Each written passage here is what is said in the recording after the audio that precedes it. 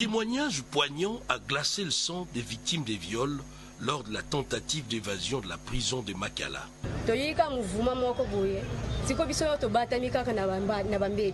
On a entendu un mouvement suspect, on s'est caché sous nos lits. Ils sont venus pour nous prendre argent et téléphone. Ils sont partis et sont revenus par la suite pour nous dire qu'ils sont venus pour nous massacrer et nous violer. Confrontées à leurs bourreaux, certaines d'entre elles ont reconnu leurs présumés violeurs. Moi, c'est papa m'a pris et m'a enlevé mon sous-vêtement, à part ma ceinture que j'avais et que j'ai jetée hier, et je regrette ces gestes. 10 personnes m'ont violée, elles m'ont traîné jusqu'au terrain et j'ai perdu connaissance.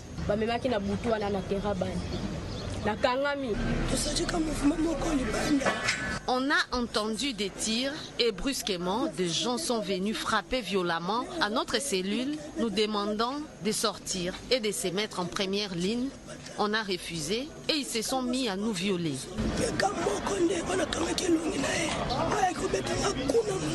Après témoignage, elle éclate en sanglots. Suite à cette tentative d'évasion, des mesures ont été prises par les ministres d'État, ministre de la Justice, Constant Moutamba, notamment la suspension du directeur de la prison de Makala, qui est désormais sous le coup d'un mandat d'arrêt. Les agents SNEL commis à la tâche également sont poursuivis par la justice. Le gouverneur général de la prison, certains gouverneurs des pavillons et quelques personnels extérieurs déférés également devant les instances judiciaires. Des arrestations en cascade ont été opérées suite au début d'enquête lancée et dont les prémices seront rendues publiques d'ici peu pour dissiper certaines zones d'ombre. Événement prévu mokolo ya samedi le 7 na siège ya permanence ya IDPS oyo tolandaki le nouveau secrétaire na kombo ya Deo Bizumbu alobaki ete longo bani acha makolo na ye na siège ya IDPS a lancé présentation officielle na ye. Bai Augustin Kabuya pe batelemela kiango balobaki mokolo yango ya le 7 ekozala benda bika oye koya eya. Mais toye komona mama Mat Kasalo abengisaki bango mibale pe message nini baye kopesa. Dossier ya maye oyo etali prison centrale ya Makala, tentative d'évasion. Le PPRD de Joseph Kabila Balobi, le ministre de la Justice Constant Moutamba, a yeko frappé na ba arrestation ya batebele. Qu'est-ce qui se passe, peuple congolais? Directeur ya prison centrale ya Makala tout la Moussi Yazaza, recherché par la police congolaise. De l'autre côté, il y a des vidéos. Et Ali Kotambo la kolobela ete. Et Zana Koumoko bali ko préparé contre le président de la République, Félix Antoine Tshisekedi Tshilombo. Tolandi les grands dinosaures. Oya mi bengaka communicateur privé du chef de l'État. A sali vidéo a détaillé les complots en question à l'Ikosal au niveau Congo-Brazzaville. Qu'est-ce qui se passe? Tokosala na nous analyse na vidéo oyo les grands dinosaures, les communicateurs privés du chef de l'État ndenge ami bengaka. Oyo alobi makambo alobi. Les barons du Nord qui vous bazali ko réclamer la libération immédiate. Yaba avocat mibale oyo bakangaki bango na mokolo oyo bakangaka bato bali ko collaborer na ba M23 tomona ki même na ba agent administratif bakangaki na bango. Qu'est-ce qui se passe, peuple congolais? De l'autre côté, le gouverneur militaire, le lieutenant général Luboya Kashama, mayenini alobi na corner nanga. Qu'est-ce qui se passe, peuple congolais? Combat M23 na Bawazalendo. Bawazalendo baeko annoncer basali nini? À 18 km na cité ya Kiwanza. mayenini eleki kuna peuple congolais. Et pas ya ba voisin na Rwanda. Makofi aliko betama entre batuti bango na bango. Problème nini ezali na kati wana. Bonjour et bonsoir. Na ba fidèle internaute na biso de partout dans le monde, na pesi bino mbote. Na pesi mbote na ngandula baron na bosanité pasteur Guy Faya na Irlande. Ba nyonso ba partageaka émission na biso, ba nyonso ba commentaka. Ba nyonso même ba imaka ba émission na biso. Vraiment nzambe abatela bino to sengi bo partager les sous davantage. Bo liker les sous davantage. Bo commenter les sous davantage. Kabo kasi force tozwaka et utaka tangu tomonaka lolenge bo partageaka ba émission na biso tangu totanga ba commentaire na bino. C'est par là to komaka na niveau ya koluka ko améliorer mosala. Parce que notre mission ezali ko sepelisa bino. To kumbela makambo lolenge bino bolingi ezaela. Pour mosala ekende liboso. Vraiment merci beaucoup. J'aimerais bien abanda Namaye Oyo crise au sein du parti présidentiel IDPS. Toyaki Kolanda, les nouveaux, ah oui, babenge les nouveaux, secrétaire général Nakombo ya Deo Bizumbu. Aloba qui était mokolo ya samedi le 7, ba combattant, bae Oyo baliko soutenir, bae Oyo balingi Augustin Kabuya azala lisusu bango nyonso bakende kokutana na siège ya IDPS pour la présentation na ye officielle. C'est par là de l'autre côté bae OP bazali pe na Augustin Kabuya kana minito yo bakomi kobenga ye président AI. Bango pe balobi tokoti kate de Bizumbu aya awa. Biso tozali na mwana bute na biso. Chingoma AK47. Donc veut dire ceux qui ba yena biso bitumbe ko salema aba o bakobika ba ope bakokufa. Mokolo ya lobi jeudi tellement température ezala ki bienté. Le ministre, le VPM de l'intérieur, maître Jacquemin Chaban, a comme tina niveau ya koloba on doit sceller parti IDPS pour éviter ba désordre et salimate. C'est par là ayaki kobenga Deo Bizumbu a Sololinae. De l'autre côté, tu es comme la cofondatrice ya parti IDPS na kombo ya Mama Marthe Kasalo. Ye pas atali soki batiki makabwe ke de bongo veut dire makambo kozala malamu te. Ba e kobengisa Deo Bizumbu e babengisi na Augustin honorable Augustin Kabuya. Ba kei e pa ya Mama Marthe pe bazala qui accompagné na bateau bakindaki ko tika bango ba proche na bango. C'est par là ba solo na Mama Marthe. Mama Marthe a lobby na Deo Bizumbu pe aye koloba pe na Augustin Kabuya. Message oyo ba ye ko passer. Augustin Kabuya asengi na unité, asengi na bomoko. Bitumbe zala te to bunda te to kabwana te to swana te. Unité ezala au sein du parti. Tu es comment on appelle Deo Bizumbu pe na tour na ye pas sengi unité ezala au sein du parti. Mokolo ya le 7 moto moko te akende lisusu na siège ya IDPS na limité. Alobi bali kozela kino autorité de référence le président Félix Antoine Tshisekedi Tshilombo kino akozonga. C'est par là ba ko aborder moi ba sujet ebele. Pour nakoye balolenge kani bakoki kozongisa kimia au sein du parti IDPS. C'est un peu ça crise ya maye oyo ezali na kati ya IDPS.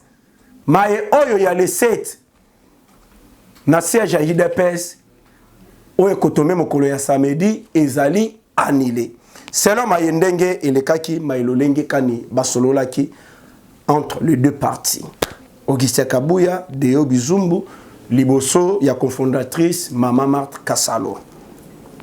Kolongwana peuple congolais, dossier ya prison centrale ya Makala.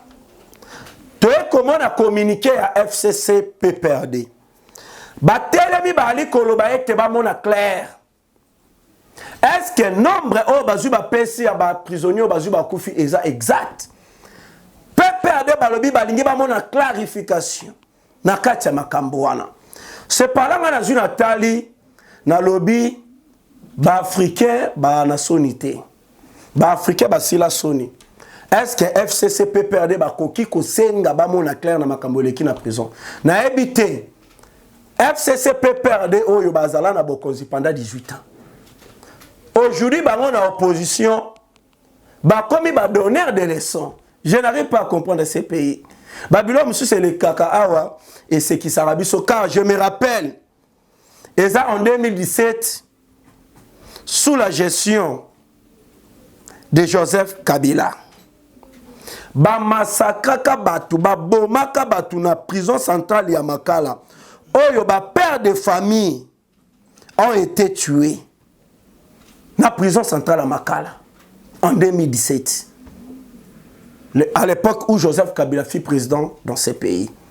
Ba boma batu na prison bozolo kavuma massacre et salima na prison. Ba père de famille ba kufa na prison centrale à Makala. Kino mokolo yo tozali oyo Joseph Kabila azali sous président na mboka oyo te. Batikala kofongola dossier moko te. Batikala kolandela batu te pona kokanga. Batikala kosambisa batu te. Dans le dossier, ils ont étouffé et qui n'a pas raboué. Aujourd'hui, les mêmes FCC PPRD, en 2017, Boma Batunakati, il y a prison centrale à Makala. Sans pour autant faire la procès. Aujourd'hui, les mêmes Bango, comme Kolobaba, mon clair dans Makambozo, qui na prison centrale à Makala. Les Africains. Il y a un Baloba Kanavi, Yekola Kosala Malam. Yeba lolenge oali kotambola. Soki osala kamabe, otambola kamabe. Un jour, tour na yo pe ekokoma. Ndenge batu babanda kolela na tango na yo, ndenge yo pe okokoma pe kolela. Na tango na bango. Aujourd'hui PPRD soki ba lobby ba congolais comme pe sa bango kanda. Po oyo bango basala ezala plus pire. Na régime ya président Tshisekedi Félix Antoine Tshisekedi Tshilombo. Vous voyez comment la tentative d'invention dans la prison centrale à Makala. Kotoyo, Babouki Miri à prison. Place Alimete Bimela qui peut tomber bureau administratif et ébanité. Na Mirwana, ceux qui bosu botali, ils attaquent que quoi outil libana mais à partir à 4. Est-ce que Marton ne te ko sala bongo? Il y a sûrement Babé Tiango missile à partir à 4. Cela démontre que complicité zalaki ya makas. Na bateau bazala na kati, na bateau bazalaki libanda. De l'autre côté, bureau, il y a ministre de la Justice Constant Moutamba zalaki ciblé dans empoisonnement. Confirmé par la police scientifique. Le ministre de la Justice a yé kokene na prison ya Makala. Bazalaki accompagné na honorable Eliezer Tambwe. Acer, le capable. Bakei kolandela bo sambisi. Ya ba prisonnier oyo ba viola ki ba maman na prison. Misusu batindi bango na prison militaire ya Ndolo. Misusu bali kokatela bango ba etumbu na bango sur place. Na kati wana na yekomona une dame.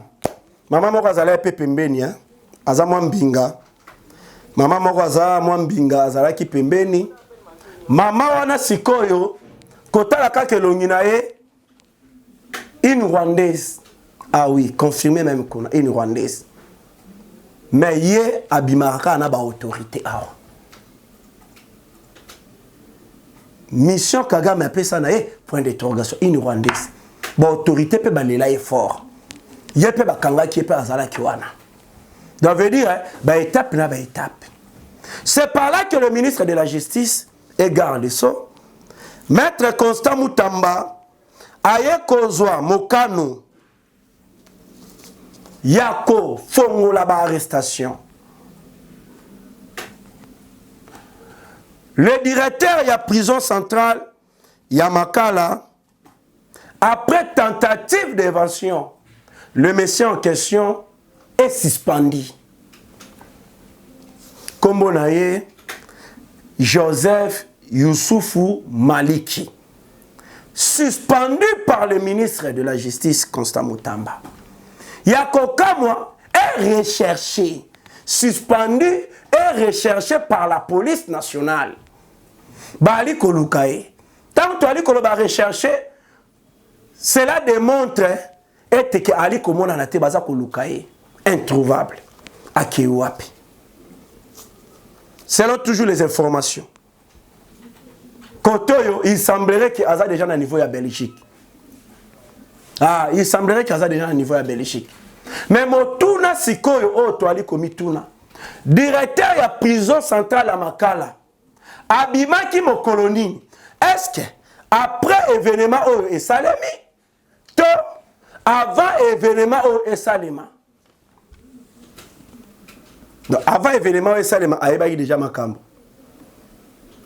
Ami Bimela qui déjà bien avant, ou bien après événement au Salemi, on doit comprendre que l'enquête est conduire vers yé. Ne aye komi Bimela.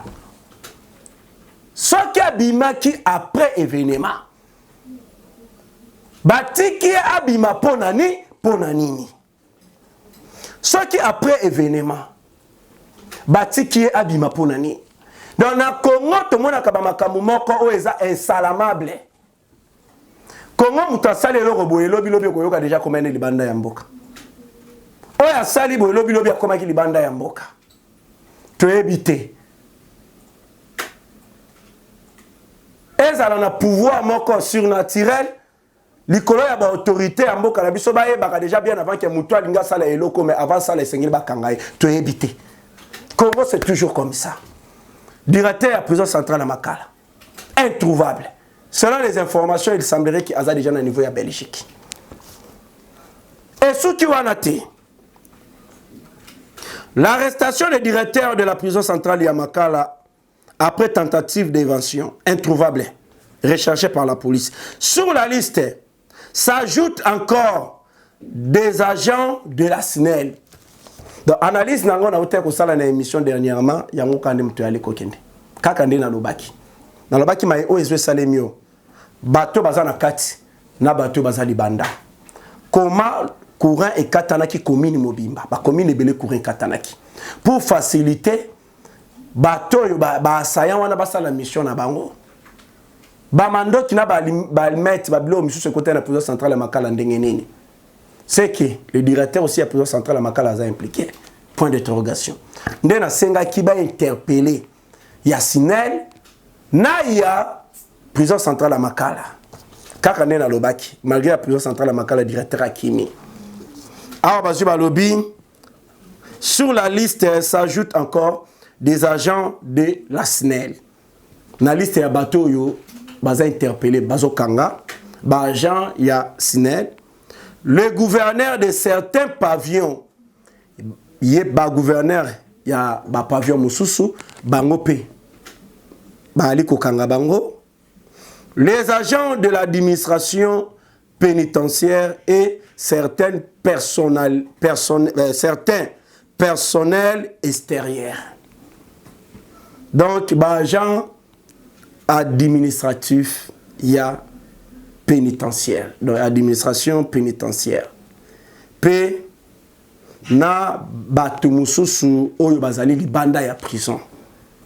Le gouverneur général de la prison également aux arrêts. Le ministre de la Justice frappe encore. Le ministre de la Justice Constant Moutamba frappe encore. Et sous qui kakawanate. Directeur de la prison centrale à Joakimi. Batumisuso baza libanda karabalobi, y compris d'autres personnes libanda ya prison. Peba kokanga. Donc batwana bazu déjà message. Ils ont compris que batimbeli même na batu bango pe baza libanda.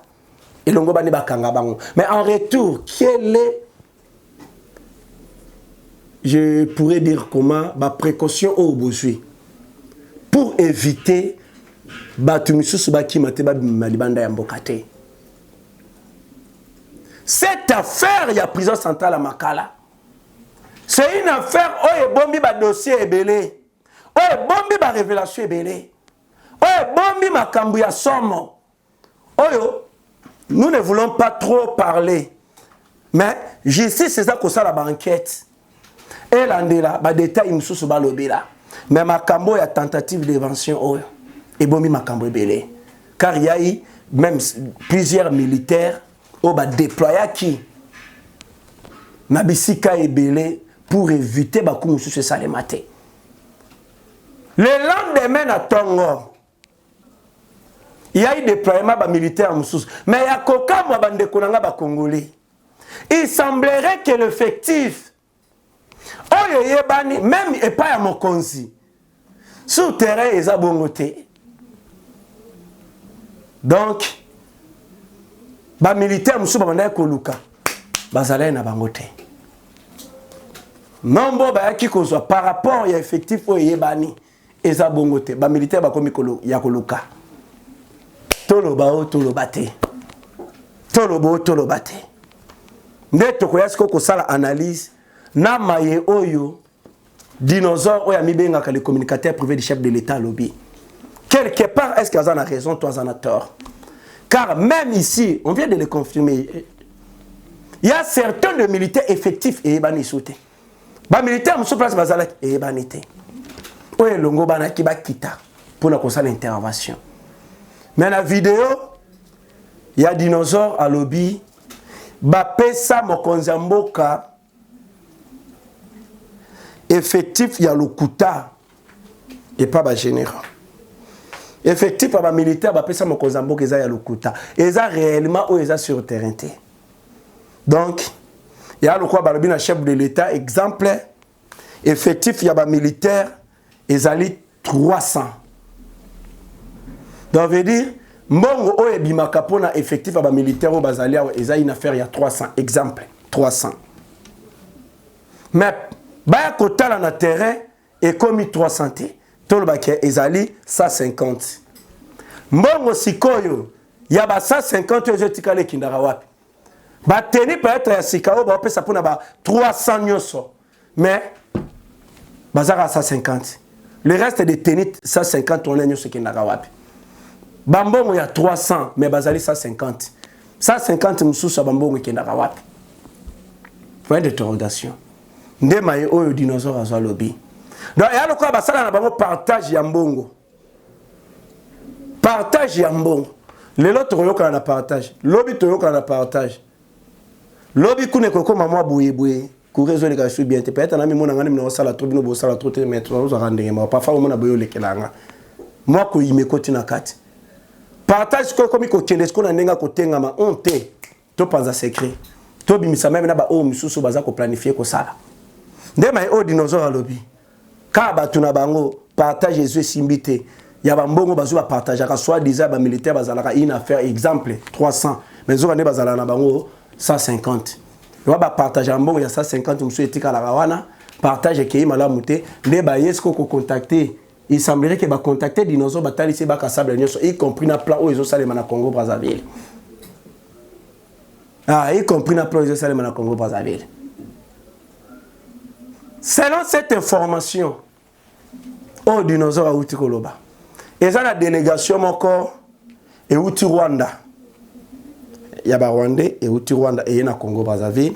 Tema ba yebi na bango lingala te, et ça na ba Congolais mususu ya awa ya bazana Congo Brazzaville. Ne bazali aider bango pe bali kolambela bango ko sela bango makambo mususu y compris na équipe ya François Beya na lobela dossier moko ya équipe ya François Beya na Congo Brazzaville na lobela kayango awa pona ba o balanda émission na salaka équipe ya François Beya donc équipe na ya o ya dinosaure lobby équipe ya François Beya pe bazala sur terrain c'est pas là bali ko planifier coup d'état selon vidéo il y a les grands dinosaures baza ko planifier coup d'état bazo zela avion chef de l'État ou Chine ko ya na ngoka ka boye basala action na bango soki basalite bazo zela soki azwa komi awa babeta plan kuna bango selon dinosaure la vidéo nae soki to lobi tozo nga mwa sima lobi na sala ke mission moko wana lobaki na maye oyo ezali koleka na Angola Kagame en fin de compte andimi ko retirer ba militaire na mabele ya Congo. Atika armée ya Congo balance opération de neutralisation ya ba FDLR au Yalobaka. Mais à Sengi, garantie sécuritaire, que FARDC, au moment où Bango Bazali ko retirer ba militaire na Bango ba attaquer Bango na Simaté. C'est là boyokane. Par après, tu es toujours dans la publication, dans la recherche tout sali. Oh, il semblerait ba cadre. Il y a Alliance Fleuve Congo bar RDF bar M23. Ba Kimi. Oh, Kagame lobi bongo po na sali bongo po ani. Ezana ba o ba Kenya na Kampala, ba o ba Kimi na Angola, ba o pe ba Kimi na Congo Brazzaville. Selon cette information. Nga isko na mituni na ya liboso. Pourquoi Kagame andimi na bo pété? Alongo la ba troupe na. Est-ce qu'il a gagné le kabande koluka? Azue le kabande koluka. To yebi biso nyonso loko Kagame luka za dialogue. Cet dialogue est ce contrôle ya nord qui vient si de ba minerai à Congo. Mixage et brassage, infiltration ba toute na ba institution sur l'état. Mais azue ngote mais andimi a retiré ba militaire. Est-ce que Kagame aza honnête? Kaka yenem taloba na biso akokufa te kino. À récupérer nord qui vous a yaye. Mais Azana Bomoi, Andimi a retiré les militaires. Est-ce que Kagame Aza honnête? Est-ce que réellement ba cadre ya mouvement ba M23 bazu ba lobi ke ba kimi miso na Kampala, miso na Angola, miso na Congo Brazzaville. Pona nini Angola, pona nini Congo Brazzaville? Est-ce que ya solo ba kimi pe ya solo? Émission on a ça là qui na lobela kia. Kagame Andimi na facilité. Les Américains ba ebisi andima retirer ba militaire na e. Les Américains ba gagner ni. Les multinationaux les occidentaux. Ba européens wana ba gagner nini. Pour bandima ba céder si facilement. Dans le but non quelque chose ça ko clocher na kata makambo. Na di ko mona clarté na kata makambo. Ndena yeli su kozonga to ça OK na bino. Na yeli su lelo na saino analyse na lobby. Plus de 185 officiers armés à Rwanda au Kagame outi kolongola baza wapi bakangaki bango si Kagame dit que va planifier coup d'état contre eux bana ko sala ba réunion mabe contre eux mais est-ce que bato baza ko sala réunion mabe bakuya mabe contre Kagame une fois que Kagame timbeli bango akotika ko benga na bango batambola libre makaka boye 5 akanga bango Kagame akangaka mais place ni bakangi bango bato wana bazali wapi. Mais quand on a 18 camions remplis là RDF na Est. 9 camions remplis là RDF na Est. 4 camions et outi Rwanda et memi au soi-disant réfugiés congolais ba ekotika bango déjà na Est. Est-ce que réellement ce sont des réfugiés congolais? Est-ce que ya solo Kagame ndem tazo licencié ba militaire wana na volonté na eto mibe kozo uta na États-Unis d'Amérique. Ceux qui mibe kozo uta na États-Unis d'Amérique Kagame longola ba militaire wana c'est pour que ba salanine. Peu militaire en a destination bazo kende wapi. Et logo moko ya malamu za nkati wana te. Maïwana nyonso za suspect. Je dis bien maïwana nyonso wana eza suspect. C'est par là na loba ki nos frontières ba contrôler ba frontières na biso nyonso. Na ba pays voisins na biso ba contrôler yango. Tellement ba frontières na biso za yango ya kofungwama o ya linga ya côté abimi à côté abimi à côté abimi beti ba shita ngulumi abaluki. Sans que bakuta na résistance moya makasi ya sécurité na ba frontière eloko mon côté bakadre mususu toka ki bakenda ki bakimi na Congo Brazzaville soit disant que bakimi miso na Kampala miso na Angola miso na Congo Brazzaville est-ce que bakimi ya solo to bakeinde ko sala ba réunion ba plan na bango mususu ba o bakei na Kampala to ebi na Kampala ya quartier général na bango ba o bakei na Angola mission o pe bakei pe na Congo Brazzaville mission to ebi te point d'interrogation. Est-ce qu'il y a solo que bakima ki to bakine na ba mission? Cette délégation au Rwanda na équipe il y a François Beya na plan au bali kosala contre le président Tshisekedi. Selon toujours vidéo il y a les dinosaures. Il semblerait qu'il y a d'autres militaires de garde républicains de JR. Oh déjà balambi lambi bango. Misuso balambi bango te. Ba o ba kokota pour cette opération ba ko attaquer ba o ba yebi kutu ba kasable te ba innocent. Les grands dinosaures à l'obini ne ba changer ba JR na présidence. Chef a sokola vraiment sokola. Batala bango malamba sokola. Mai et ningana kapamba te. Je me rappelle bien à l'époque Etienne Tshisekedi wa Mulumba son homme repose en paix. Aloba tous les gestes comptent dans la politique. Tous les gestes comptent dans la politique. Pe aloba boy rumeur plus rumeur égale information. Et tu sais que wa mulumba. Rumeur plus rumeur égale information. Mai eningana kapamba te. Automatiquement Mokonzi Mboka a trouvé un dispositif sécuritaire mosusu. Si réellement il y a un complot dans le plan moko zo ngé salima contrayer. Mais au dinosaure à lobby, bazwa la légèreté. A trouvé un dispositif sécuritaire mosusu. Ce qui est makamba solo pour la contrer yango. Babiloko dinosaure à lobby, y compris na ba kombo azwa tangi. Ezate ke alalia sutuki Ami Krele Bakomba Bandi Koloba. Non, moi je connais. Il y a certains de nos politiciens, il y a certains de nos généraux. Oyo bazwaka ba information musu ba livra ngwe pa ya dinosaure. Po ba yebi ke azana États-Unis d'Amérique. Soit beti ba bombe ba secret makambo ezo leka ah moyen ba bomaye ezate. Donc veut dire yene mtazami placé au beta babilo mususu. Par rapport ya bango to batu mususu ba ko luka partir à et ça va repasser moto de ce boiloba botel ko linge salima boy moto ana koki kozala na bobangi ba osala ye mabe nde ba luka ga mo bato bazali banda ba pesi bango bobeta bo dévoiler secret zo linge salima et ça na ebelo ba pesa dinosaure ba information ana.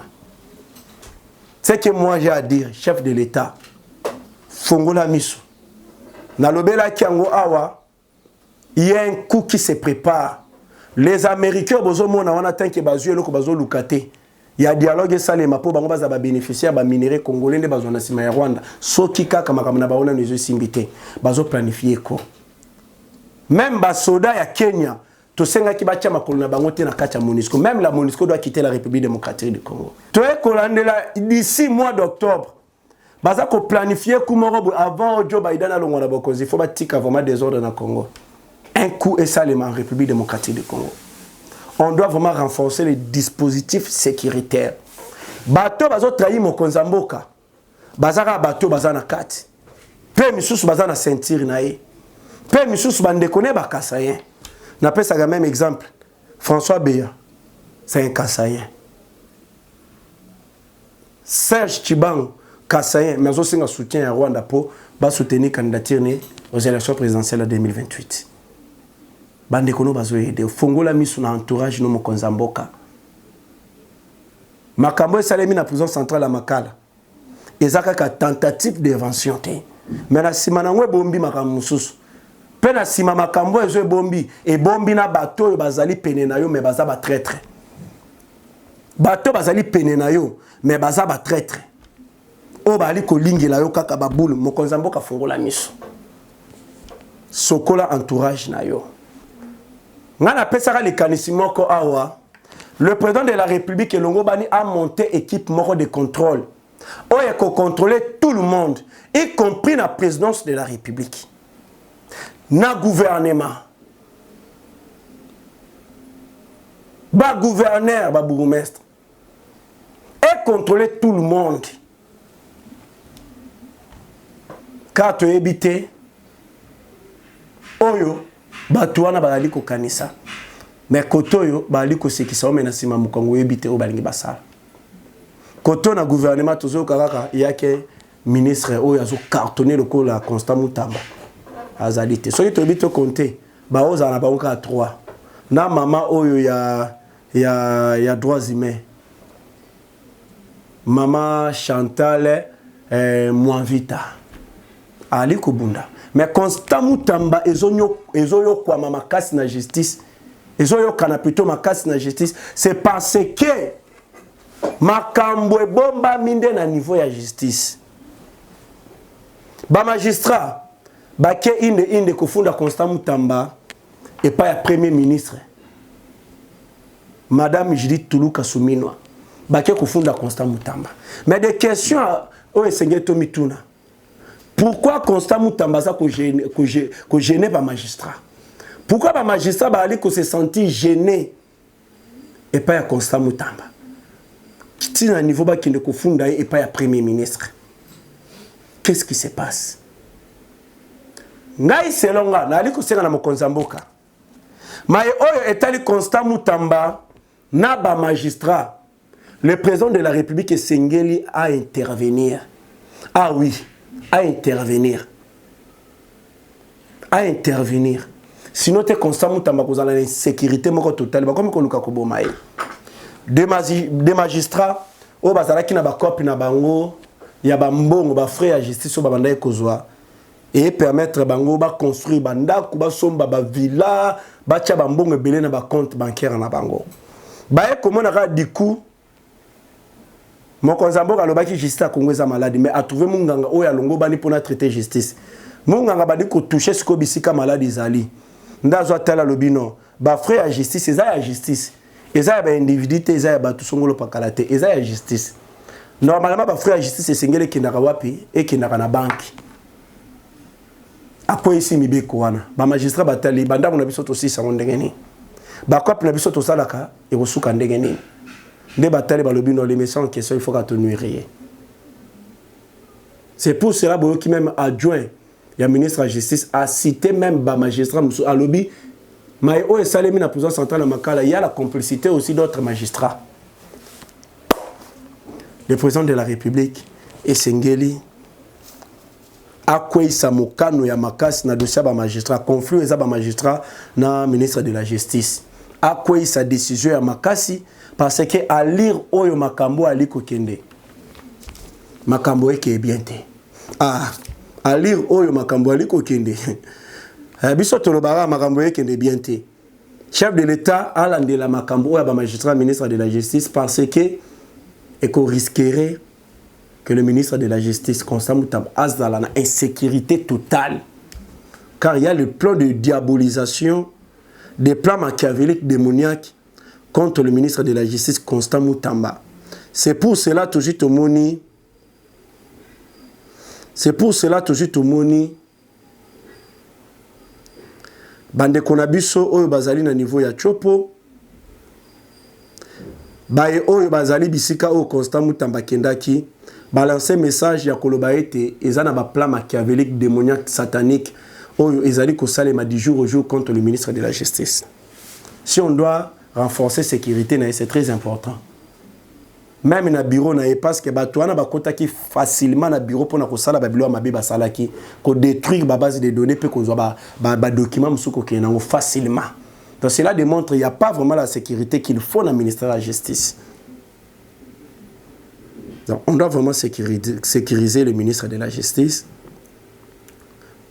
Le VPM de l'Intérieur, Maître Jacquemin Chabani a déjà un niveau à Pékin pour le dialogue sécuritaire Chine-Afrique de l'Est. Ce qui est le patron de la sécurité nationale congolais est venu prendre part au dialogue ministériel Chine-Afrique de l'Est qui se tiendra du 9 au 10 septembre prochain sous le thème construire une nouvelle plateforme de coopération en matière d'application de la loi et une communauté de destin partagé sécuritaire entre la Chine et l'Afrique de l'Est dans la nouvelle ère. La Chine qui a renouvelé son engagement envers l'Afrique veut pousser les États d'Afrique de l'Est à plus de sécurité dans la région. Voilà le VPM de l'Intérieur, Maître Jacquemin Chabani, a déjà un niveau, il y a Pékin. Tu sais comment on appelle? Il y a défense Gika Bombo Mwandia Vita. Yépé na niveau ya Chine. Accueilli ko signé ba accord ya coopération militaire. Donc la République démocratique du Congo et la Chine signent un accord de coopération militaire dans une démarche de redynamiser le FARDC, le VPM de la défense, Excellence Gika Bombo Mwandia Vita, séjourne en Chine où il a signé ce vendredi 6 septembre 2024 avec son homologue chinois un accord important. Oyo Etali coopération militaire entre la Chine et la République démocratique du Congo. wana peuple congolais pona kokota na mai oyo matali est de la République démocratique du Congo. Tomoni batu ya Jama Kabunda Kabund. Babi président national du parti politique Alliance pour le changement et prisonnier privé de M. Chilombo. Batu ya Jama Kabunda Kabund n'a plus accès à sa nourriture et à son médecin traitant depuis la tentative de son élimination physique depuis le 2 septembre 2024 à la prison centrale de Makala. Les conditions d'incarcération du président Jama Kabunda Kabund sont de plus en plus difficiles. Oezali Baye a parti à Jama Kabunda Kabund, Balobi depuis tentative d'évasion. Bon, c'est là bango Balobi, Kouana Ezala qui ne peut pas éliminer Jama Kabunda Kabund. Franchement, Botama Congolais, Oyo Kelengi. Bolanda qui y a une vidéo, et Salema qui na église, il y a pasteur Walesa, il y a Motomoko, qui a Bongoli Motema, oui, a Bongoli Motema. Ali Kotali, ça concernant la TikTokeuse Maria Tumba. Il semblerait qu'il y a quelqu'un qui a pak na diabolo pour azala na succès na mai oyo ezetali réseaux sociaux. Donc, donc le pasteur Walesa et la TikTokeuse Maria Tumba sont invités au Saint-Sac le mardi 10 septembre 2024. Bengisi bangomi balé na niveau ya Saint-Sac. Voilà. Na niveau ya Ituri. 15 présumés criminels arrêtés par le service de sécurité à Bunia. 15 présumés criminels oyo babomaka batu bayibaka bakreaka babiloko insécurité totale bauti ko kanga bango na service de sécurité na niveau ya Bunia. Le gouverneur militaire lieutenant général Luboya Kachama a lancé un message na Corneille Nanga. Mayenini alobi na Corneille Nanga peuple congolais, veuillez vraiment partager l'émission. Le gouverneur militaire, le lieutenant général Luboya Kachama, alobi na Corneille Nanga. Oali komemela biso ba étranger. Et tu appelles les Ituriens tes frères. Il n'y a pas de frères ici. Nous attendons. Nous sommes prêts pour répondre à toute éventualité. Hey, donc le gouverneur militaire, le lieutenant général Luboya Kachama, alobi na Corneille Nanga, yozo memela biso banguna na mboka, ba étranger na mboka. Pe ozo belela koloba ete ba Iturien baza ba frère na yo. Makamba ki frère awa ezate. Tozali kobonga mapona ko répondre na nyoso toza déjà prêt. Le gouverneur militaire Luboya Kachama lobi na nanga toi déjà prêt. Donc veut dire qui vivra verra oekoya eya. Toza déjà prêt à faire face na yo. Car yo oza ennemi ya Congo. Toza ba frère na yo te. Car yo ozani ba frère ya bapaya ozali komema pona ko boma ba Iturien. Pour créer une sécurité à l'est de la République démocratique du Congo. Yakoka moi peuple congolais les barreaux du Nord Kivu. Ah tobandi sikoyo makambu matali est de la République démocratique du Congo. Yakoka moi les barreaux du Nord Kivu réclament la libération immédiate de messieurs Shibuya Bandu et messieurs Ntsongo Kakuruzi Fabrice, des avocats arrêtés. Ba avocat na bakangaki bango pourquoi? Bomona ki na mikolo ezo lekaki, il y a eu des agents administratifs na niveau ya Nord Kivu.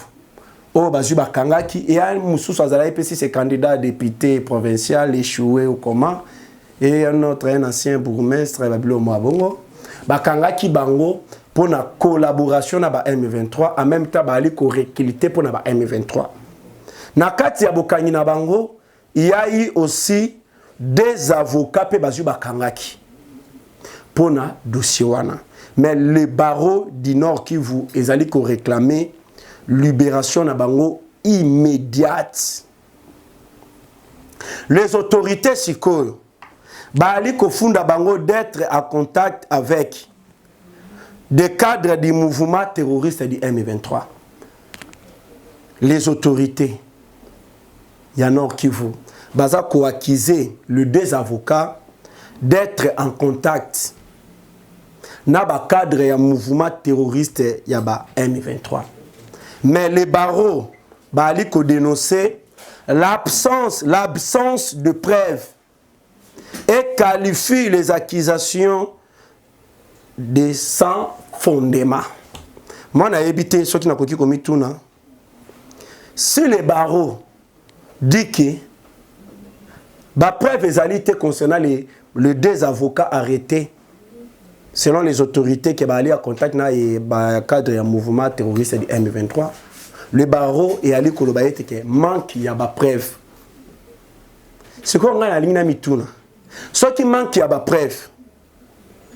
Si les autorités bana ba preuve té, mais pourquoi ba kanyi ba avocat wana? Ce qui bazana ba preuve té, c'est que bino bazana ba preuve les autorités ça que ba avocat na bazaba innocent. Donc ces gens-là qui collaborent avec les M23, bazu ba montant plan d'engeni, bazana batu oyo so qui ba kangi bango batu wana bakotia makelele pour la libération na bango. Bazana batu na bango donc so bakanyi bango ba ebi ete ke batu ba otia pression, ba otia makelele pour ba libérer biso. C'est comme ça. Trahison ba trahison zo salema. Batu ba koma na bango au service ya ko aider batu ba trahira ramboka batu bazali ko travailler na ba terroriste. C'est pour cela on doit ko sokola este wana. Ko tala batu musu bazala ba fonction ko sokola bango. Ko remplacer bango na batu mususu ko sokola certains ya ba officier mususu na est pour le ko wana zala ka fumba na cop moko bazu ba monta bango na bango pona kaka ba trahira mboka balia kana banguna ya Congo ba pia ka ba minerais ya mboka. Combat Wazalendo et les M23 match eza ya kobaluka makambo eza ya koinda na niveau ya Rutshuru. Affrontement ya makasi entre les Wazalendo et les M23. C'est par là que les Wazalendo baye ko affirmer avoir capturé 17 éléments RDF bar M23 sur l'axe Kwenda et Kisenguru. Wana ezali na niveau ya Rutshuru. Le Wazalendo ba réussir na bitumba wana ba capturer 17 éléments RDF na Rutshuru. La situation reste tendue dans la zone où on signale plusieurs cas d'échange de tirs. Tina tango na ali koloba. Donc veut dire Massas et ali ko beta de par-ci par-là na niveau ya Rutshuru. Mais félicitations à Bawazalendo. Oyo balakisi bokasi na bango. Balakisi ki mobalicité na bango. Ya ko capturer 17 éléments RDF. Bekolo kraka. Félicitations à Bawazalendo. Le Wazalendo basuki wana te. Bawazalendo oyo bazali na 18 km de la cité de Kiwanja. Bilan côté ya ba M23 eza kilo makasi.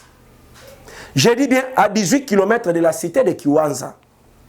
Bilan ya ba oyo bakufi na kan ya ba M23. RDF, AFC. Eza tellement makasi. Même certains civils au bazali côté wana. Bali kolobela lolenge ya banzoto ya ba RDF o elali na mabele. Incroyable. Plusieurs cadavres ya ba RDF.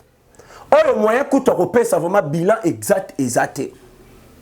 C'est par là que le RDF baye ko interpellé. Le RDF baye ko interpellé à cause de bande ko na bango de bakufi belé. Banzoto bande ko na bango lali belé wana tué par les Wazalendo. Le RDF baye ko interpellé 4 personnes dont les chefs de la localité. Ba RDF bali ko funda bango na collaboration na ba Wazalendo. Bali ko funda bango na collaboration na ba Wazalendo. Donc veut dire milelo ezali côté ya ba RDF ka ba perdre batu na bango ebele. Match za ko baluka peuple congolais. Donc matanga na niveau ya kiwanza. Les Wazalendo en colère montaient en puissance ya ba Wazalendo. Yakoka moi, il y a un Rwandais. Il y a un Rwandais qui dit qu'il est congolais. Ali Kolobaboué, depuis 1996, je suis dans le camp de réfugiés. Et mon pays, la République démocratique du Congo, dit que je suis une étrangère. Boyoka, je suis une étrangère. Je suis une étrangère rwandaise que Kigali veut implanter au Kivu, où j'avais échappé au FDLR et obligé à coexiler Awa. Là, je l'ai dit vraiment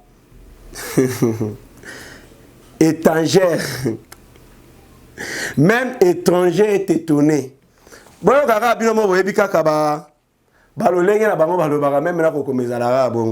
étrangère. Même étranger étonné. Étrangère. Un véritable touti qui dit être congolais. Mais dans le Congo, Mbokanae, Bali Kolobaye, Azali étrangère. Franchement, et Ali Koseki Samakas. Yakoka Mabande Konanga, ba Congolais, Eza ya Koinda, entre Batouti, Bango na Bango. Donc, Toba Kimisu et pas bas voisin. Ça brille entre les Tutsis eux-mêmes. Les uns, Bali Kolo refusaient d'être appelés les Rwandais. Misusu Bali Koboya, Babenga Bango, ba Rwandais. Baza Koloba ete, Bazali, Banyamulenge. C'était en plein culte lorsqu'un prêtre a déclaré que le Banyamulenge n'existe pas. Qu'ils sont tous originaires du Rwanda. Lorsqu'un prêtre a lobby, le Banyamulenge n'existe pas. Baza bango nyonso originaire du Rwanda. Misuso Bazala qui on a lobby, oui, les prêtres ont raison. Les Banyamulenge n'existent pas, ce sont tous des Rwandais. Bitumba Mbalamo que je bandi, oh non, nous sommes les Banyamulenge. Obenga biso ba Rwanda te babandi ko bunda bango na bango bagar bango na bango veut dire opesi mbambo aboyi makofi betami bango na bango. So faut tala ce que j'ai ya makofi ezo betama, c'est par là que je confirme vraiment que Rwanda barotika la jamais kozalana un boxeur touti. Yango to mona te ba grand boxeur touti. Na tala o mona te.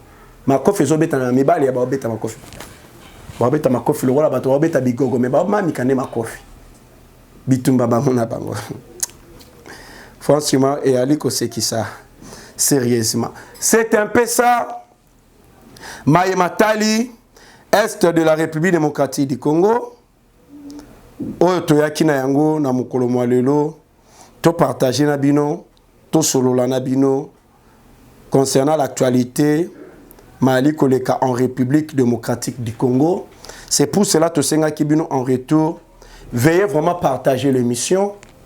Veuillez vraiment liker, veuillez aussi commenter. Et au sein de la bus Sengobing Koleka, Nali Komona Awa, mais la prison centrale à Makala pour comprendre que les allants qui courent, pour vraiment préparer les allants qui ont un objectif, les allants bit moko précis. Nae Komona 129 décès dans la prison centrale à Makala. Le CC appelle à l'ouverture des enquêtes sérieuses pour tous les crimes scandaleux, justice et salamakambo.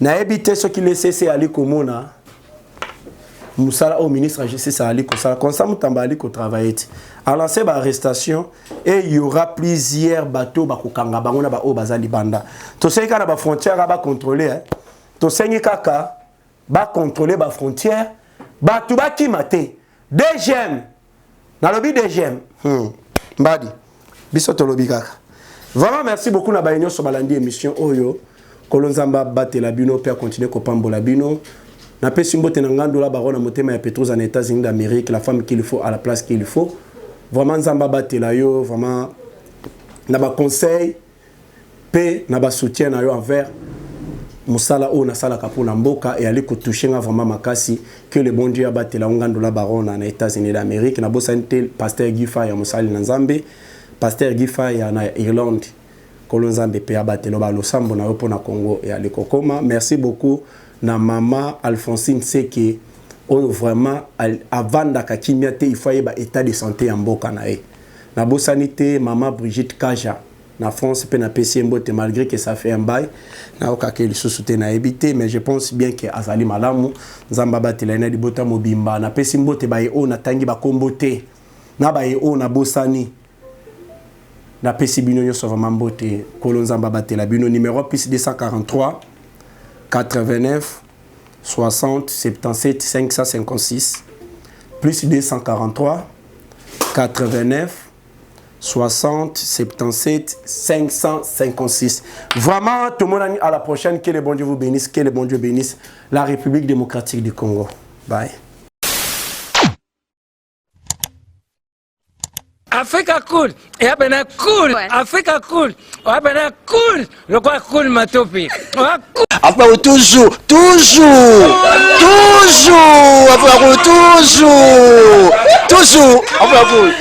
c'est bon. Et ça chaîne est bien, et puis vous êtes très rapide. Et ça très rapide, et ça chaîne moko, bako ça a bien confiance. En tout cas, nazo senga na bato oyo nanu ba souscrire te bazwa. Donc, eza vraiment neti oyo balobaka ke boka lelo, lamba lelo, lia lelo. Vous voulez le Congo?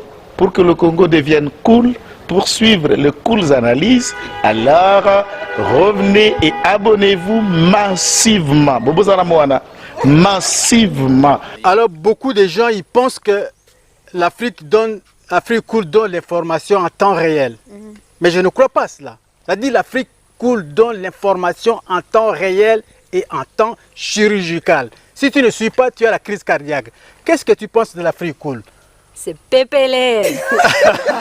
Africa Cool, c'est la destination de prédilection pour une communication optimale. Africa Cool Télévision est une chaîne qui est en train de réunir toutes les tendances. Donc les chrétiens s'y retrouvent, les païens s'y retrouvent, les politiciens s'y retrouvent, les femmes ménagères s'y retrouvent. Donc Eza Eloro na biso to sepela ranango yango chaque fois son aye na Kinshasa, il faut namona Africa Cool. Et au monde de chaîne Eza impartial. Et le rôle de Babino, vous méritez le soutien de la population ainsi que des institutions complètes. Bisognoso, tous s'abonner à Afrique Cool. Afrique Cool, Afrique Cool, merci beaucoup, l'idée. Non, je remercie en tout cas Africa Cool, leur support et on leur souhaite bonne chance pour la suite. On leur souhaite le plein succès. Placer un petit mot par rapport à la récompense Oyo. Ah, je félicite très sincèrement Africa Cool. Voilà. Je n'avais pas opéré le mauvais choix. Voilà. J'avais recommandé, je me rappelle que je disais que c'était une destination de prédilection pour une communication optimale d'excellence.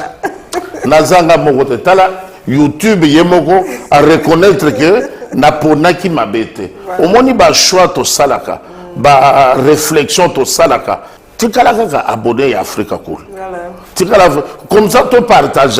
Bravo Africa Cool. Merci beaucoup. Bravo Bino. Mutubo s'abonner parce que trophée Ezali Abino, Ezali partagé. Voilà. Moi, je me sens aussi copropriétaire, il y a prix Oyo. Voilà. Bravo, Africa Cool. Merci beaucoup.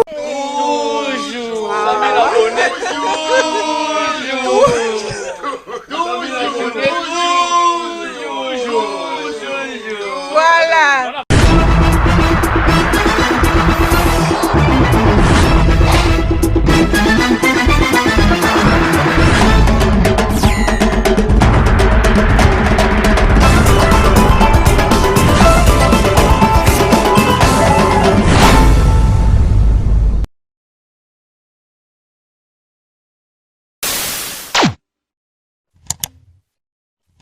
Africa cool, et abena cool, Africa cool, abena cool, le quoi cool matopi. Enfin, toujours,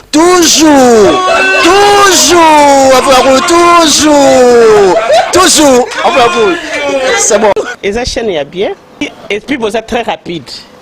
Ils êtes très rapide, et les chaînes moko, bako ça a bien confiance. En tout cas, nazo senga na bato oyo nanu ba souscrire te bazwa. Donc, eza vraiment net oyo balobaka ke boka lelo, lamba lelo, lia lelo. Vous voulez le Congo? Pour que le Congo devienne cool, pour suivre les cool analyses, alors revenez et abonnez-vous massivement. Massivement. Alors, beaucoup de gens ils pensent que l'Afrique cool donne l'information en temps réel. Mais je ne crois pas cela. C'est-à-dire l'Afrique cool donne l'information en temps réel et en temps chirurgical. Si tu ne suis pas, tu as la crise cardiaque. Qu'est-ce que tu penses de l'Afrique cool? C'est PPLR. Africa Cool, c'est la destination de prédilection pour une communication optimale. Africa Cool Télévision est une chaîne qui est en train de réunir toutes les tendances. Donc les chrétiens s'y retrouvent, les païens s'y retrouvent, les politiciens s'y retrouvent, les femmes ménagères s'y retrouvent. Donc eza eloko na biso to sepela ranango yango chaque fois son aye na Kinshasa, il faut namona Africa Cool. Et au monde ba chaîne oza impartial. Et le rôle de Babino, vous méritez le soutien de la population ainsi que des institutions complètes. Biso nyonso to s'abonner à Africa Cool. Africa Cool oyo. Zengo. Africa Cool, merci beaucoup leader. Non, je remercie en tout cas Africa Cool, leur support, et on leur souhaite bonne chance pour la suite. On leur souhaite le plein succès. Placer un petit mot par rapport à la récompense Oyo. Ah, je félicite très sincèrement Africa Cool. Voilà. Je n'avais pas opéré le mauvais choix. Voilà. J'avais recommandé, je me rappelle que je disais que c'était une destination de prédilection pour une communication optimale d'excellence. Nazanga Mogote Tala, YouTube Yemoko, à reconnaître que Naponaki Mabete.